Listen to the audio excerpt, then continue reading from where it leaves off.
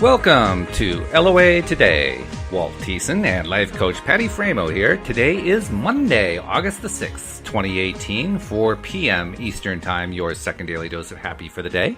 And we hope that your Monday is off to the roaring start. It really deserves to be. I mean, Patty, we've talked often, Tom and I often talk on Monday mornings about, the bad rap that Monday gets. Oh, God, it's Monday. I don't want to have to deal with Monday again. Why can't it be the weekend? All that kind of stuff. But we like to try to remind everybody Monday is actually a good day if we choose to make it one. And that's really the most important part right there. So you and I were talking just before the podcast how just getting ready to do the podcast lifts us up. It lifts me up. I get really excited when I do that. So I try to use that whenever I'm getting lifted up on a Monday to say, by the way, Mondays are wonderful. And it helps. Absolutely. It helps. Yeah. And I loved hearing that, you were telling me what you guys were talking about this morning, releasing things for the new universe. That was just such a freeing thing. I mean, when you really can do it and you really get to that point where you can let go of stuff and let the universe figure it out, it just feels so light. It does. It takes some practice, I've found, because it's hard to let go at times. We want to. It's not like we don't want to let go, but there's also the part of us that says, I'm not sure I dare to let go. Right. It's the trust. I mean, do we really trust that the universe is fully going to take care of it? Mm-hmm. Exactly. And is that stuff that we put in our vortex actually really there? I mean, even, from time to time, I get doubtful about that. I'm sort of like, well, maybe this is all just made up in my head. But, I'm telling you so many times, it's just shown up in my life where you're like, there is no way that this could have happened. It reminds me of a line from the Harry Potter series in the last movie, in which he meets up with Albus Dumbledore, the headmaster of the school, in a dream, because Albus got killed in the previous book. And he meets him in a dream, and he's having a conversation with him. And at the end of the conversation, he says, one other thing, Professor, is this really happening? Are we really having this conversation, or is it all just inside my head? And Dumbledore says, well, of course it's all inside your head, but why on earth does that mean that it's not real? Right. It's true. It's true. It's a really weird, blurred line between reality and what our thoughts are. Yeah. And, you were just saying about releasing things to the universe. I was saying that last night I wanted to just relax because I'm in this work mode. And I had this whole list of things that I had to do. But I have a friend visiting from out of town, and I was like, I just want to relax and do nothing. So I wrote the stuff all out on the list and stuck it on my desk. And I was like, all right, universe, I am letting you take over.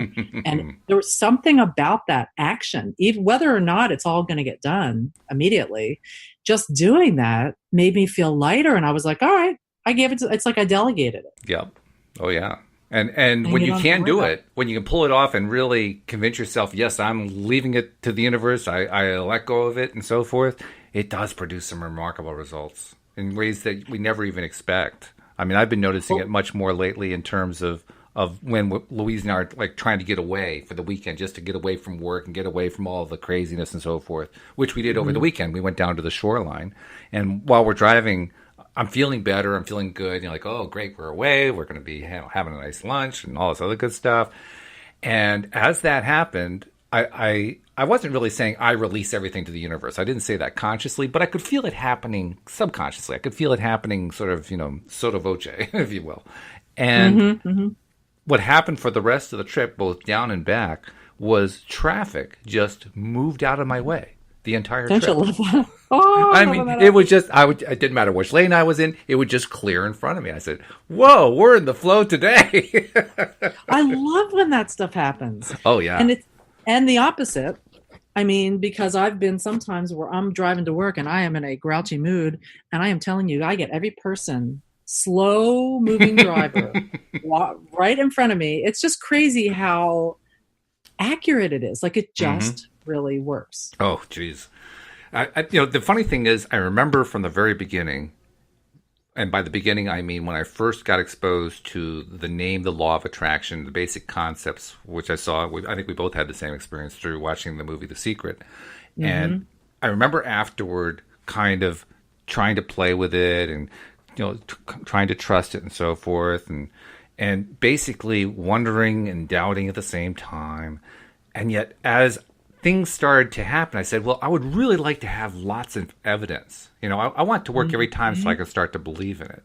And what I've found since then is that it turns out, for me, all that evidence still doesn't convince me. Not completely. I mean, it's just amazing. I can say that I have had, I don't know what the count is, dozens, hundreds of things happen. Little things, big things, in between things that reinforce for me, yes, it's working. Yes, it's working. Yes, it's working. And I continue to doubt. And I say to myself, how many times does it have to work before I finally say, yes, this works? I can so relate to that. Because I have had a million different things. I mean, it's like crazy how many things have proven to me that this is absolutely reality. But there's every now and then this little doubt that comes in, but it's usually when I'm in a lower vibration. Oh, yeah. That happens. I wouldn't say usually, I'd say always. Always, yeah. I mean, I think that's true. So I'm feeling disconnected from my inner being, and that brings up those doubts because I'm not connected. Exactly. So you kind of look at the world at that point through gray-colored glasses and think, well, how could anything really help at this point? But it's also disconcerting because I was hoping, well, once I got all this proof, then I wouldn't fall into that muddy pool again. And yet I keep falling into the muddy pool anyway. It's like, oh, shoot, my plan got destroyed.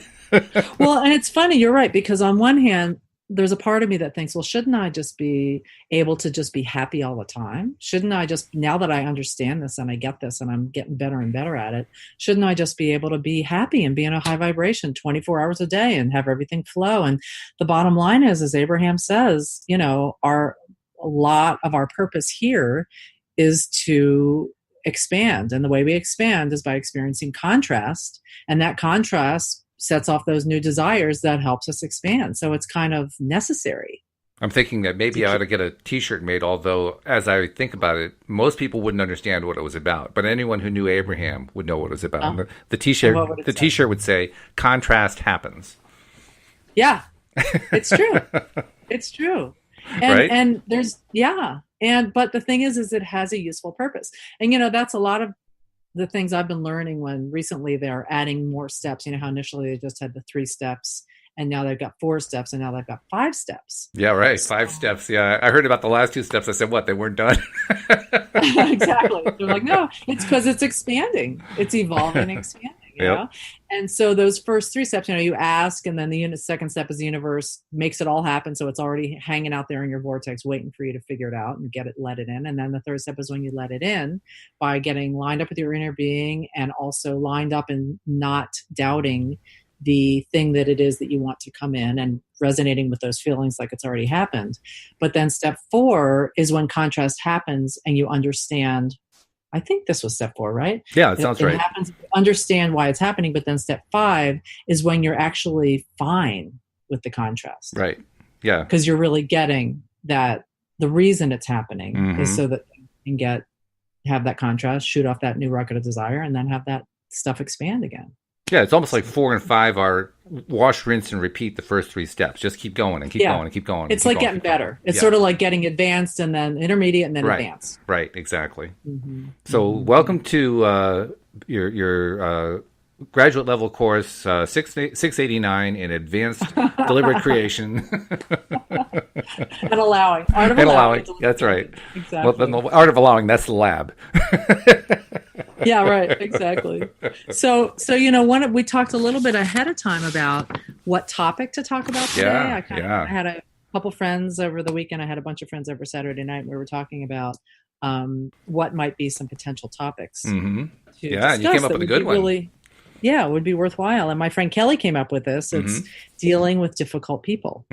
Yeah. It's not something we normally think about where law of attraction is concerned because we usually think about it in terms of, well, what can I do for me? But the one exception, of course, to that rule is relationships. And as the moment that you start talking about relationships, now you're talking about other people. And so now it's like, exactly. Well, it like the favorite metaphor I've been using lately, it's like there are a lot of people who want to use the law of attraction like a ray gun and shoot off their enemies. Boom, boom, boom. Okay, they're not my enemies anymore. They're doing exactly what I want them to do. I'm going to influence them to do exactly what I want them to do. That's right. Isn't that what it's about? Isn't that what the tool's for? Work, right? Yeah, of course. It's got to work. Yeah, it's true. And, the thing about dealing with difficult people, which I was realizing right before the podcast today is that obviously when I've got those difficult people in my life or I'm encountering them, there's a reason. And it's because there's some sort of contrast that I'm dealing with that is attracting them, because obviously I'm vibrating at that level at that time. I have to say, the first time I realized that about myself, it really, really pissed me off. Like, what am I doing attracting these difficult people? I don't need this. Stop doing it. Exactly. And then, of course, the more we push against it, of course, stop, the more we're going to attract it because we're putting more energy towards it, and round and round we get. Oh, yeah. Yeah. So, yeah, that's crazy. I have a story I wanted to tell about this. Sure. Actually, it's funny. I came up with 3 stories where I've done this that it really stood out for me. Okay. Being crazy, as I was saying before, bizarrely effective. Well, we love stories around here, so go right ahead. So one was but they're all work related. And I thought later, gosh, there's so many other instances and other types of relationships, but this is just what stood out for me. I had one boss years ago who was really, she had good intentions and she was trying to teach me and help me to grow in my position. Mm-hmm. But the way that she did it was by making me wrong. Oh, yeah. And kind of yelling at me and making me feel really incompetent and just like I was messing up all over the place. And it just made me feel horrible. it would bring me to tears every single time. The drill sergeant approach. Exactly. That's what that is. Yeah. It's true. It's true. And I know she had no awareness that this is how she was coming across, because I know that I really do believe she had good intentions, but it was not a good fit for me. And so I decided I needed to do something about it. It wasn't going to work the way that I was doing it. And the first thing I decided to do was to not answer the phone when she called. So that I could that works real well. Well, because I just was so blown when she would do that. Every time I knew it was coming, and yet it was just this shock, and I wouldn't even all your brain power goes into that emotional center, and any thinking part is like out the window. Yeah. Oh yeah. So I wanted to be able to sort of think about what she said enough to be able to come up with a plan and set an intention and get really centered before I called her back. So that was kind of the first step that I did. It's kind of interesting too, because as you're saying that, I'm realizing that's one of the reasons dealing with people like that is one of the reasons why email and text messages have become so popular. Because you don't have to have the direct force of it blowing in your face. It's like cut down a bit because all the emotional angst is gone. All that there is words on a page. Right. Exactly. It sort of makes you feel a little emotionally protected in some way. Yeah, I think so. Yeah. Works well with exes too. Yeah. So, of course, it also has the flip side too. This is my complaint about emails and text messages is that, you can use emojis, but even there it gets a little bit crazy. You really can't read the emotional structure or the emotional mood or set point of the other person. That's really true. Except where you're trying to infer through the words. And usually we get that part wrong. Right. And it's really easy to have misinterpretations. Oh, yeah. It's crazy. Because there's not a tone to the voice. There's no tone. There's no body language. There's none of the usual nonverbal signals that we rely upon when we're talking to somebody. Mm-hmm. It's really true. Yeah. So my next step on this dealing with this boss was I decided to write out a vision of what she was like and what our relationship was like in the present tense, using feeling terms as if it had already happened and we were already there. Nice. And I did this whole thing on my boss is, I'm so relieved now that, and then went into this whole description of how I felt about her and how she had just softened her approach and I felt so much more safe and comfortable talking to her. I went on and on and on in this whole vision of how I really wanted it to feel. But by doing it in present tense, that's when it can really make it in my present and draw it to me. Well, it was also a little bit daring because that can work either way. It depends on how much you believe in it. For instance, if you do all that and you say all that, and deep down you're saying, this is never going to work, she's never going to react this way, all you're doing is reinforcing the other side of it. So you did well because you were able to get the belief and the feeling into it at the same time. And that's what made it work great. You're absolutely right. That is so key. That's a really big part. Because if I had been writing all this down and thinking in my head, oh, yeah, right, that's really going to happen. Yeah, exactly. Then it wouldn't have got me anywhere. But it would have gotten you where you didn't want to be. It would have actually boomeranged on you. Made it worse. Oh, yeah. Yeah, I think you're right. Yeah. And so I did it when I had meditated and I was in a really good place. And, I waited till I was in that positive place before getting specific in this way. Which is what Abraham Uh, tells us to do. They tell us, get aligned first. Get aligned first. yep. Get lined up and then get lined up and then. That's Exactly. it. Yeah. So what ultimately happened with this is things started really shifting with her, or with us, I should say, because obviously she wasn't the only one. There were some little changes she made, but somehow it shifted for me. I ended up getting laid off from this job, which I'd never, was this huge rift. They laid a bunch of people off. What was interesting about that was I was in such a good place that my response to the layoff was to say, you know what, it's fine. I'll figure something out. It was meant to be. There's something else, some other adventure Good I'm for meant to go you. on to. Yeah, that's good. And I was just for some reason, I was just able to have a really good reaction to it. And so at the time, they were kind of shuffling everybody who was getting laid off out the door. Take your computer. You got to leave. You can't talk to anybody, because they didn't want some big negative downward spiral to happen. And I was the only one that they let go into my team and say goodbye to the team. Oh, interesting. What a good place I was in. And what was so fascinating about this goodbye session, it was like a love fest. And my boss ended up crying that I was leaving. I mean, it was so turned around. It was just so bizarrely effective. That's really interesting. Not the result you expected, for sure. No, not at all. It was totally different than what I expected. But have you had experiences with difficult people where you've tried things and had them turn around at all? Oh, yeah. I've documented some of them here on the podcast. The one that comes to mind most recently was a situation we had with one of our employees last month that I talked about to some degree.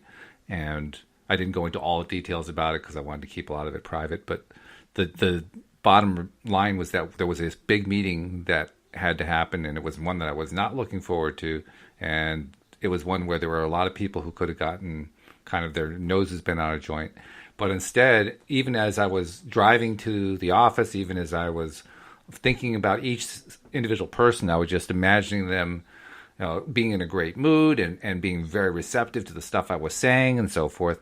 And when it came time for the meeting, it came off flawlessly. It just came off absolutely flawlessly. I was blown away at how well it went. And this was a meeting I was dreading. I was really dreading it. I could just see all kinds of ways it could just explode in my face. And it didn't, which was great. Yeah, that is really cool. In fact, I was just thinking about this week. I had an incident where I've had some issues with my water heater, a slow leak, and the mold all over the garage walls and blah, blah, blah. So I had the guy coming in, and they've been working on redoing the walls and the water heater. And when they finished, I realized that they had discussed putting a box underneath it and drywalling it in, and it hadn't happened. And I had in my head, like, oh my gosh, this is a disaster. They're never going to pay for it. They're done the job. They're not going to want to come back, blah, blah, blah.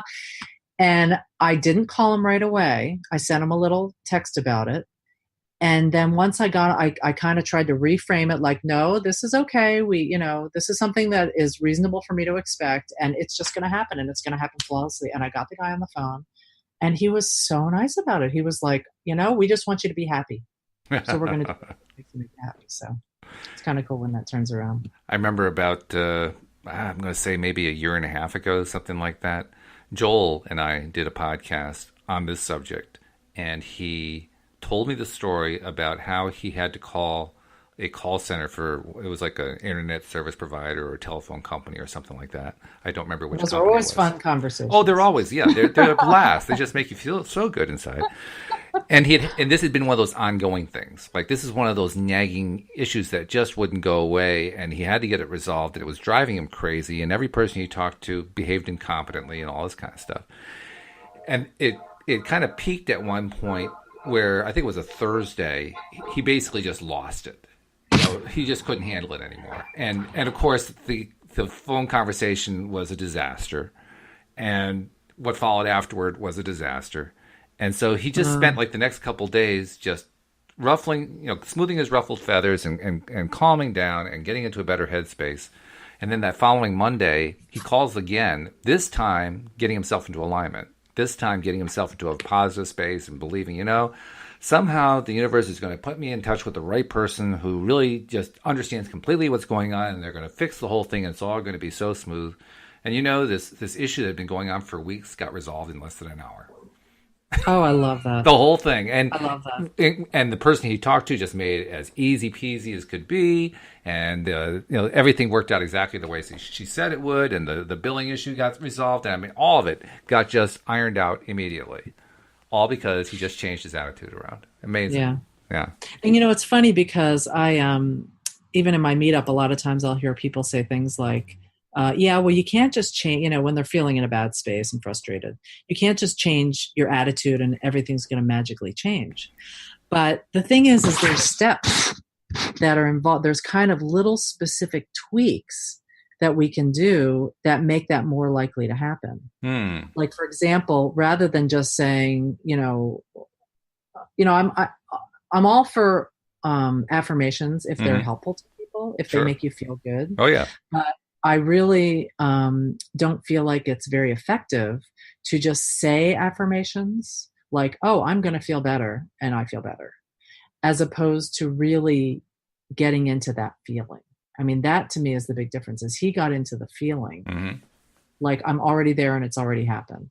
It's a big difference than just saying it's going to happen and it's going to be this magical thing. It takes a little bit of tweaking to make it more, getting into that. The one thing I can say for just saying them without having the feeling is if you're in a place in your life where you're kind of down in the dumps and you're having trouble climbing out and you're having trouble getting enthusiastic about anything, in that circumstance, just saying this positive thing can be enough to help break the old pattern up a little bit. It doesn't necessarily give you the good feeling yet, but it's like what Abraham talks about. You climb up from depression to rage. You're a little bit better. Not a whole lot, but you're a little bit better. Exactly, like that emotional scale and asking it is given. Yeah. Because you're right. It's reaching for that next better feeling thought, and that next better feeling on the emotional scale. We can't go from despair to joy in 2 seconds. It's just not going to happen. Not usually. Because we've got the momentum going in the other direction. That's right. Yeah. Yeah. We forget about that momentum, but you're right. Right. And so I agree with you that the idea of doing an affirmation, if it makes you feel a little bit better, then go for it. Yeah. Anything going to make you feel that little step better. Oh, yeah. No matter what it is. If it doesn't matter how dumb it is. It doesn't matter what other people poo-poo. If it makes you feel better, it makes you feel better. And that's the bottom line. Right. And I think the piece that I was thinking about is how I've heard people say, gosh, I write down every morning and read it 20 times a day. I'm going to blah, blah, blah. And they have like a list of affirmations. But without getting into the feeling piece, or at least making that next step, it starts to feel like an empty affirmation for some people. Well, I think it does. And I think there's a real good reason why it feels empty. You're right that it's important to feel the feel-good part. But I think the reason it feels empty is because without realizing it, we're still feeling the bad part. So we really are feeling something, but we're just kind of masking it, saying, well, I'm not really feeling anything at all. Yeah. Well, it's the next step, which you're getting towards believing it. Yeah. Because if you're thinking it and saying it and writing it and repeating it and you're not believing it, it's just going to sit you in this spin of, like the two ends of the stick where you're believing it or not believing it. It's just going to make you stuck in that middle space. Well, I used to be really confused about the non-feeling part. Because I back in 2007, November 2007, when I first watched The Secret, it was normal for me to be in a space where I felt nothing, or I thought I felt nothing.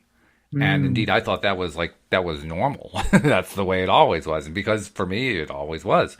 What I didn't realize, though, is that, and if you look at the scale that Abraham provides, they put their words in order from lowest vibration to highest vibration. And that middle area is usually like, boredom or maybe contentment or, slightly dissatisfied. I don't remember what the exact words are. And then up to hopeful. But right in that boredom range, that's the range where you don't really feel anything theoretically.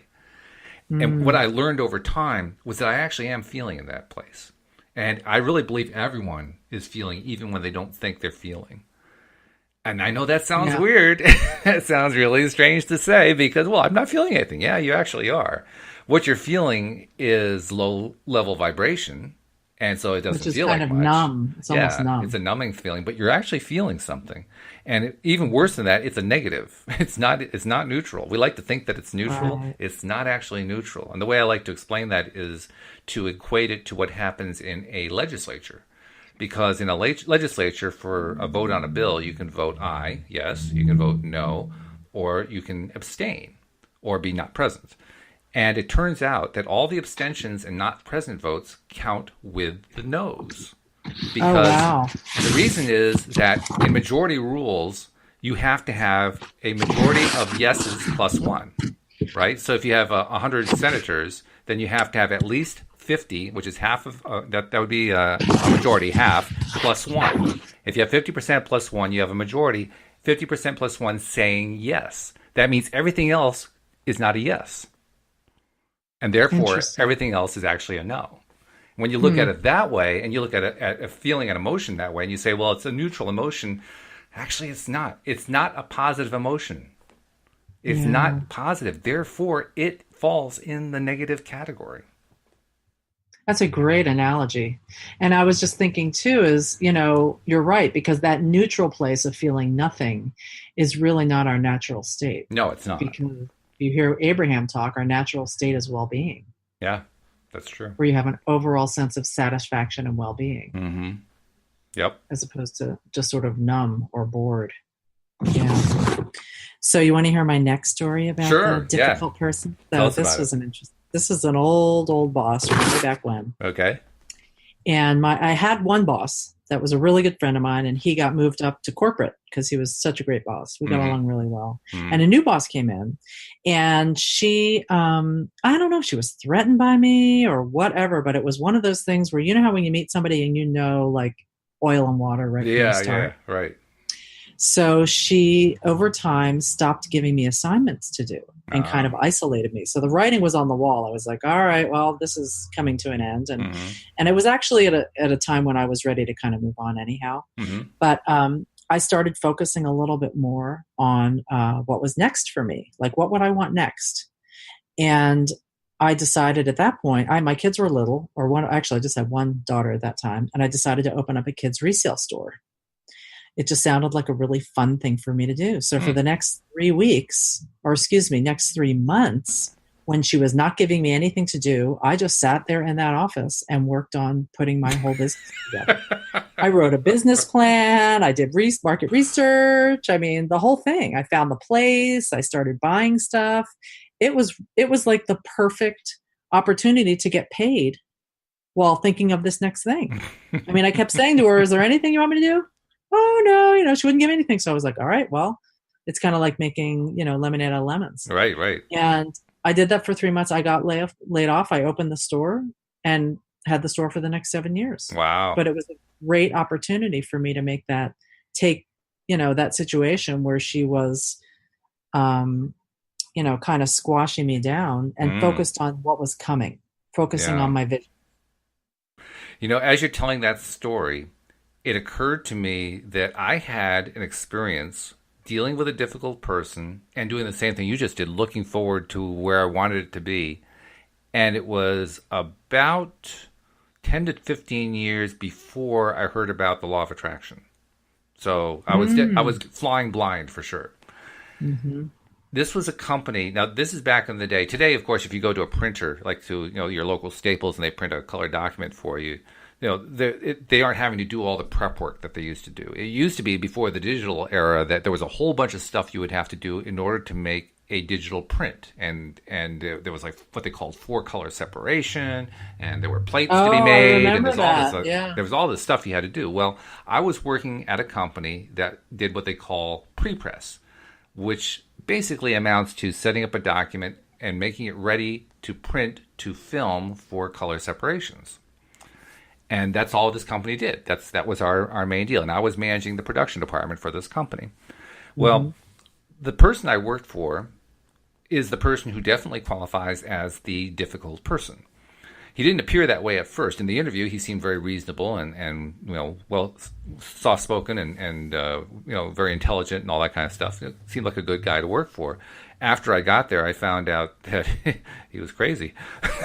There's no other way to put it. He made these crazy decisions.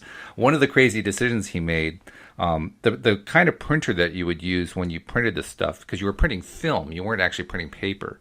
You were printing to these large sheets of film. They were like black and white negatives is what they looked like. And you would hand those off to the printer, and they would run it through a process that would prepare it for the press, and they put it on the press and print the stuff out. Well, these machines were pretty good sized machines. I mean, they stood like, they were the size of like an old style copier that, you stood on the floor and stood like 5 feet tall and like 3 feet wide. It was that kind of a thing, sort of.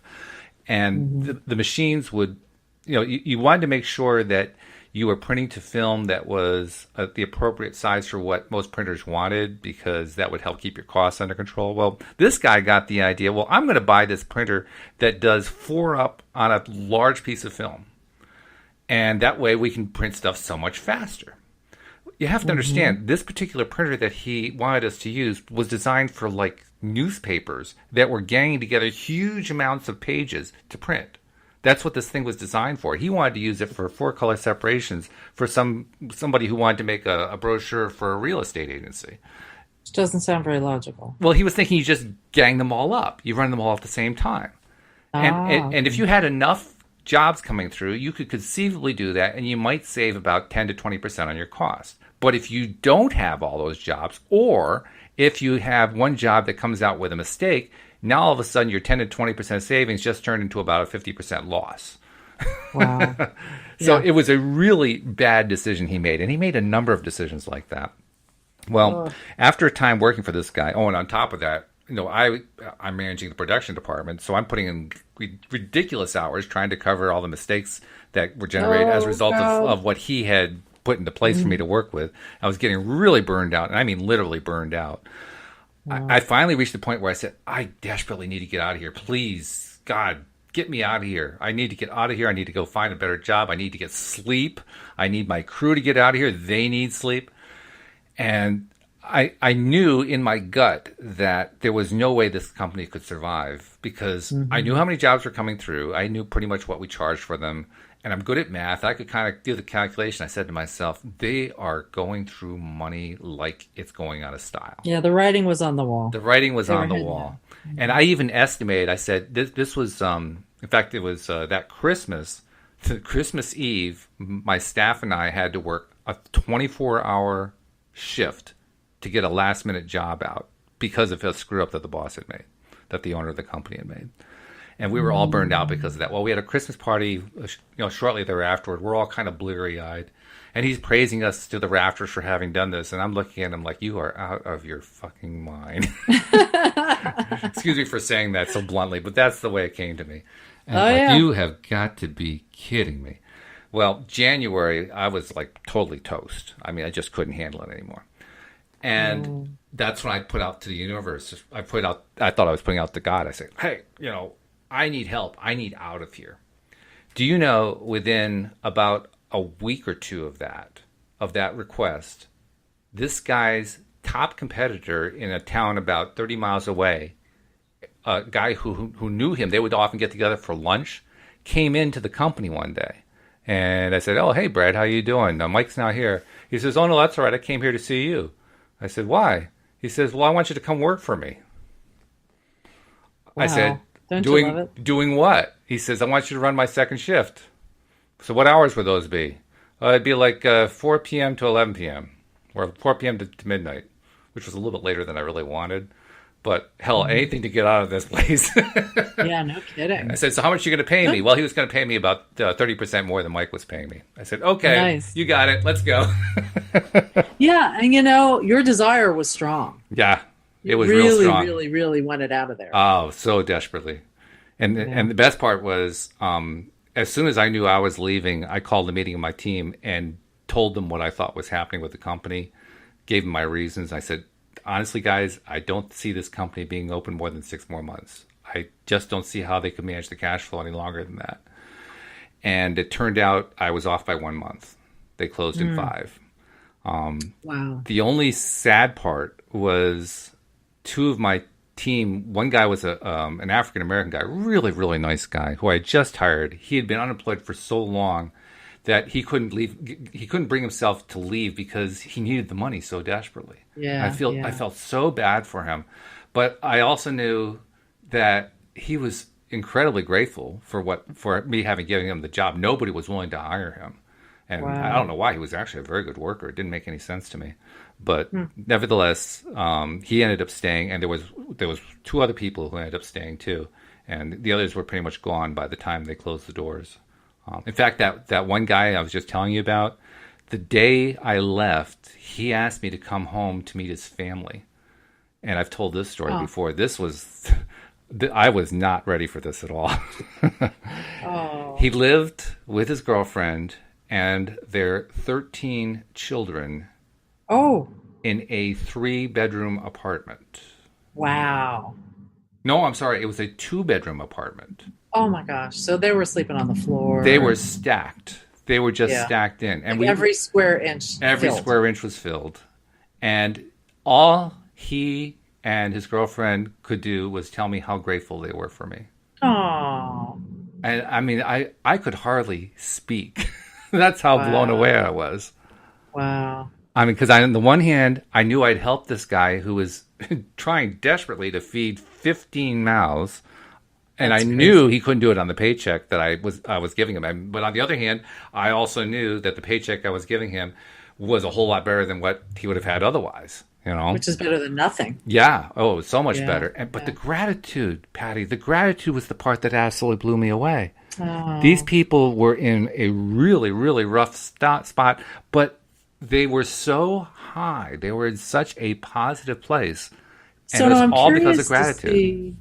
I'm really curious to see where that got him. I wish I could tell you. Appreciative. I never heard from him again. I don't know.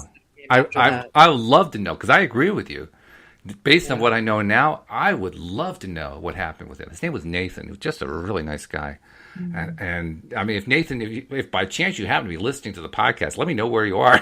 Because I haven't talked to him since the mid-'90s. Wouldn't that be great? Yeah. Yeah, in fact, that's something we were talking about ahead of time, right before the podcast, as you said you want to hear from him. It would be really cool to get some people calling. It would be. Yeah, that'd be really something. But, was just, I actually, now I'm doubting myself. Was his name Nathan? I think it was Nathan. No, I'm not sure. I mean, it was 20 plus years ago. So your choice of dealing with that situation, with that difficult person, was to leave, which at that point was probably the path of least resistance for you. Oh, it clearly was. Because anything that involved staying there would have had massive amounts of resistance involved. Yeah. There was no way out that I could. So that's the thing that is interesting is how I wonder how many different ways there are that we could use law of attraction to deal with difficult people. Law of attraction happens in so many different ways. I mean, it does. To give you another example from the same story, Michael's wife, Cindy, also worked at the company. She was a sales rep. And I became concerned for her and her kids when I saw what was happening with the company. Because I could just see the whole thing going under. I knew that's where it was headed. And I didn't know what to do because it's his wife, right? But I finally decided, I wouldn't feel good in myself if I didn't say something. So I asked her for a meeting and told her, look, I don't want to create problems or anything like that, but I feel like you really need to know what's going on. And I just laid out everything that I knew for her. And she was grateful and She appreciated everything I told her. I could tell that I opened her eyes on a few things. And then she proceeded to tell everything to her husband. I'm thinking, no, don't do that. Oh, man. And it actually worked out well for me because as soon as he heard that, he sent me out the door as soon as humanly possible. And that was perfect because I just got a quick pay raise instead of having to wait for my usual time. I just gave my notice. Nope, I was gone and I was over at Brad's the next day. So I didn't miss a beat. But to me, it was a great example of how the law of attraction works in any way. Like here's this woman, Cindy, who was basically not in a good place. And I don't know what was going on between her and Mike, but I'm sure that there was stuff going on that she felt like she had to tell him, even though doing so was probably not in her best interest, but she did anyway. That's a law of attraction thing from my perspective. She was attracting what she was attracting, and that's all there was to it. And I could want something different for her, but I couldn't make her want something different. No. She had to be in that alignment, and she wasn't. So, that to me is like the dividing line. You can help influence somebody else. You can influence them for the better, but they also have to be willing to be at that same place. If you're putting out good vibes and they're not ready to receive good vibes, it won't help. If you're putting out bad vibes, that won't help. You both have to be, they have to be receptive to it, and you have to be putting out the good stuff. And if you do that, then you can help. Then your energy actually helps reinforce whatever it is they're trying to do. Yeah. And that to me is the big thing to remember, that we can influence with their participation, but we can't control them. Right. It's true. It's funny because that was actually a topic that one of the questions that got brought up at the meetup this weekend was. Oh, really? was about how you can, like when you're in a relationship with somebody, how much you can influence or not influence them. And how much it's your job to understand them. Right. Versus, the idea of being selfish came up. And the guy who was speaking was saying, when he was not comfortable with being selfish or being self-centered, and thought that it was really important for him to, with his wife who had passed away, for him to include her thoughts and feelings in whatever he was doing and whatever he was thinking and in their relationship. Yeah. And he felt that to just think of himself was selfish. Oh. But the funny thing is, when you hear Abraham talk, really everything is selfish. It is. It has to be. Everything is from our own perspective. Yeah. Yeah. In fact, it truly is impossible to be selfless. Right. It is. Which is a hard thing to hear for many people. But truly, you can't, even when you're being selfless, you're being selfish. And that's not a bad thing. That's a good thing. Okay, talk about that. What do you mean by that? Well, let's say that you're a person who runs a charity, or maybe you're a donor to a charity or something like that, or you get heavily involved in charitable activities, and you're doing it just for the people that you're trying to help. Okay? Now, that sounds like a selfless act, doesn't it? And yet, as it turns out, when you look closer, the same person who's saying that they want to help somebody else is doing so because it feels good. Right. And that makes it selfish.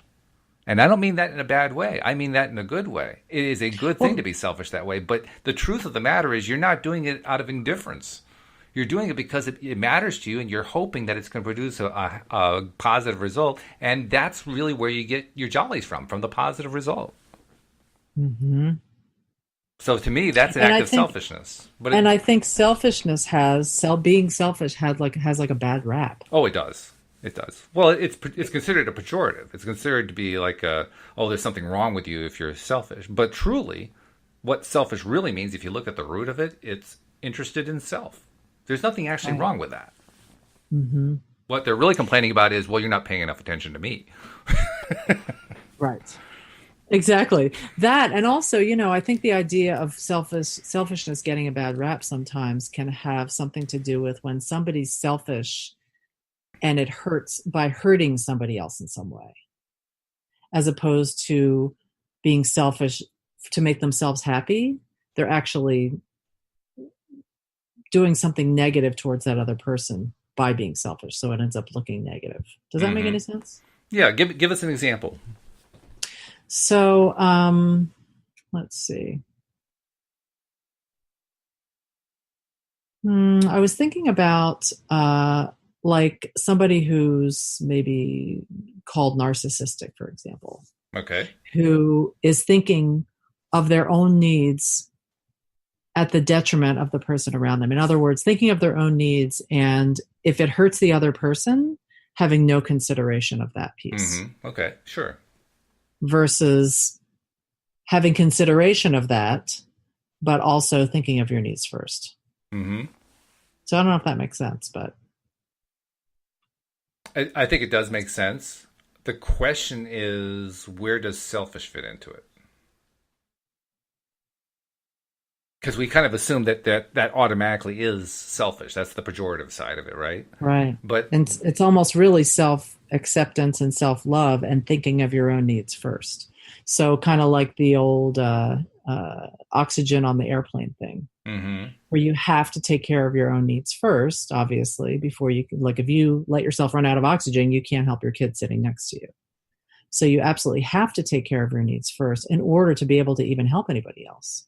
Well, that's a very generous way to look at it. I think there are definitely people who really don't care about what their own actions do to those other people. They just have no concern. There's no boundary there for those people. There's no. So I wonder where Abraham weighs in on that. I don't know, but I can tell you where I would weigh in. Where I would weigh in is that is not what I would call a healthy selfish act. It's not an act, of somebody who is they think they're acting on behalf of what their own interests are, what their own needs are, what their own desires are. And yet they end up producing results very, very often, I would say close to 100% of the time, that are not the results they had in mind. Those results do not encourage them in their own minds to change their pattern. So they keep repeating the pattern behavior. And that's why we call people like that narcissistic. They're constantly reinforcing the same behavior pattern over and over and over again. But the interesting thing about narcissists is that they, on some level, they may have their win, but they're never satisfied. It never feels good. It always feels empty. There's not that true happiness. And then they got to go for the next one because it's like the addict. They didn't get it quite enough of the narcotic to feel better, so they have to go for more narcotic. And they have to keep going for more and more because it's never enough. Right. So I have to ask. Filling the bottomless pit. So I have to ask, how selfish is that? That sounds to me more like addiction than selfishness. Or it's just an emptiness, like a lack of self-love. Yeah, oh, definitely. That's involved in a big way. Mm-hmm. Yeah, if I just look at the result that they get, I mean, to me, if you're truly acting for self, you're not satisfied with, getting partway there. You want to get all the way there, whatever the there is, right?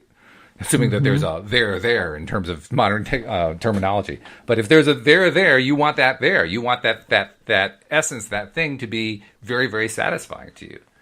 And I think that's what a healthy individual is able to do. A healthy mind, a healthy spirit is able to do that with relative ease. The person who is constantly trying to get to that place while hurting others, or maybe even by hurting others, they're never getting there. So they may be trying to behave in a selfish way, but they're doing a bad job of it. They're really not succeeding at all. Well, and then there's the opposite of that, which are people who are very selfless. Mm-hmm. And that can be a detriment. When you're always being the one who's the giver or doing for the other person and taking care of their needs. Oh, absolutely. And yet your needs aren't getting taken care of, that's not going to make you happy. Oh, yeah. Yeah, no, that's definitely true. Extreme. Mm-hmm. Yeah. Yeah, it really comes down to being healthy first. If you're healthy first, then it makes sense to talk about selfish. Until you, at least from my perspective, until you're talking about a healthy person, I don't think selfish really works as a concept. I mean, it works as a pejorative, I suppose. But if you really use the root concept of what selfish really means without the negative stereotype associated with it, it doesn't work with an unhealthy person. It just doesn't work at all. And the reason is they're unhealthy. Then is healthy or unhealthy aligned or unaligned? Oh, unhealthy is definitely out of alignment. Right. So I'm just wondering, when we talk about the word of someone being healthy, is that really a synonym for aligned? It's a good point. And I think it probably is. Because certainly somebody who is in some way unhealthy where relationships are concerned is a person who doesn't feel happy all the time. Well, definitely out of alignment at those times. Yeah. So, I mean, there's certainly a strong correlation that they're out of alignment and they're unhealthy. The correlation is near 100%. Now, correlation is not causation, but in this case, I might be willing to make an exception. And then it's interesting looking at the whole piece of why are we even attracting people who in our lives who are like that? Well, that's a great question. That's a really good And then question. there's probably something that we're not lined up with in our own self in order to vibrate at that level. And I think the answer probably in some way ties to the fact that we are not at all times in alignment.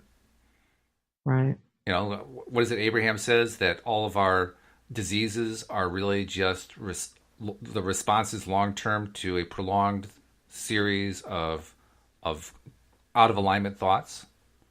Right. Like when she talks about how, or they, I should say, talk about how when we have really strong desires and we're not lining up with them or catching up with them, that's when we have the diseases. Mm-hmm. We Yeah. have these really strong desires, but we're just not allowing them in.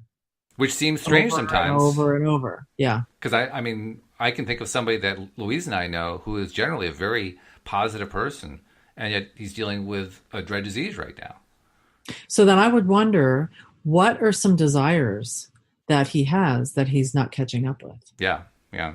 The conclusion that I came to a long time ago is I try to, well, first of all, the lead up to the conclusion is I try to understand why it is that somebody who seemingly has a certain mindset gets a certain result. And then I finally came to the conclusion that I don't really know what goes on in their heads. Right. I don't actually know what goes on in anyone else's head. Right. I'm having enough trouble figuring out what's going on in my head, let alone somebody else's. Exactly. Well, and it's kind of like even in a family, like you'll see a couple getting divorced and you're like, God, they look so happy. Yeah. I'm so shocked that they're getting divorced, but nobody knows what's really going on in a relationship or in a family or in a brain or in anything unless you're there. Unless it's you. You're the one going through it. Right. And even if you're in the family, you're not necessarily looking from their perspective. That's right.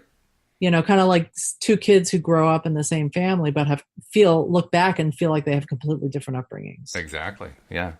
Yeah. It's and it's not like there are going to be no overlaps. There will be. I mean, that's what twin studies are all about, right? Twins who are separated at birth and they find that there's so many things that they have in common. And yet, despite all those commonalities, they also have differences. We get all excited about the fact they have the commonalities, despite the fact they were raised by two different sets of parents. But I think the more interesting thing is all the dissimilarities, all the things that are different. Because given the fact that they've got this identical DNA. Yeah, exactly. Yeah. So it actually works both ways. Or in my view, it does. The wonder of it. It's wonderful and wondering, and I wonder about the fact that they have so many things that are alike, and that there are so many things that are not alike. Both ways. Yeah. And it's interesting too, when I was thinking about people being in those relationships where one is more selfish or one is afraid to be selfish and one's more of a giver and those types of things. Really, the bottom line is, it can tie our brains into a little knot trying to figure all that stuff out. Oh, yes. But in reality, we really don't need to. I mean, the bottom line is, if we can just get lined up with what we want, everything else the universe just figures out. That's what's so crazy. Yeah. Is it just figures it all out and does it. It's not having to do the how piece. And that's the part that we're still learning, that we're all trying to learn how to do on a regular basis. Exactly. I had well. this. Oh, sorry. Go ahead. I was just going to say, knowing perfectly well that if we do, everything works out great. But we have that little bit of doubt that we keep hanging on to, and so we keep holding back. And no, I'm not going to do it this time. No, I'm not. Maybe I'll do it tomorrow. And the thing is, maybe it doesn't turn out great right away, but it's a step towards something that you really want, but we don't even know. Like, that's the other thing too, is a lot of times you've got situations where you have contrast and you line up with something and you get to that next step. And that next step may not be absolutely everything that you were hoping for, but sometimes that step is leading. The universe has figured it out how to have that next step lead towards what your bottom line desire really is. True. Yeah. And we don't always know when that's happening or how it's going to happen, but it doesn't really matter. It's getting back to that trust issue we were talking about in the beginning. I think there's also another factor too, because we can be in a place of knowing how, if we let go, the path of least resistance gets followed, and we get to the result smoothest and quickest and so forth. But there's also a piece of us that knows that for this particular situation X, the path of least resistance doesn't have a whole lot of least resistance to it. There's a lot of resistance in the way, which means that, yeah, the universe will find its way through that, but there could be some bumps and bruises along the way. Yes. And maybe we don't want to have to deal with those bumps and bruises. Right. Well, and if we want, we can then put out that desire that we want it to be a smoother path. That's true. That's where we're asking the universe simultaneously to take stuff out of the path. Like I release that one. Yep, get rid of that boulder. I release that one too. Yeah, that one over there. Yeah, get rid of that. I'm fine. I don't want that one either. Exactly. I mean, I had this other coworker that was a really tough one to work with at one point. Loved to stir the pot, real angry kind of person, create a lot of drama, and I was planning on leaving the job because I was like, my path of least resistance is to get out of here because I didn't want to be around her anymore. Yeah, and I started focusing on the positive aspects of that job. On the way to work, I would start thinking, okay, I like this part about it and I like that part about it. And I really, really try not to think about her, just focus on the positive aspects of the job. Mm-hmm. And guess what? She got fired. Oh, really? And that was the end of that. Yeah. I mean, the universe just took care of it. There it is. I didn't have to do a thing, but I really do believe that me taking that little step to focus on those positive aspects is what allowed that to kind of all work out that way. And it's good that you believe that, because that's the kind of thing that would be very easy for us to skip over. And you didn't. Right. Well, it was so painful experiencing that every day that I was like, I got to figure something out. Oh, maybe I'll try law of attraction. It's like you forget. Yeah. And then you're like, wait a minute, I've got all these tools at my disposal. I need to just use them.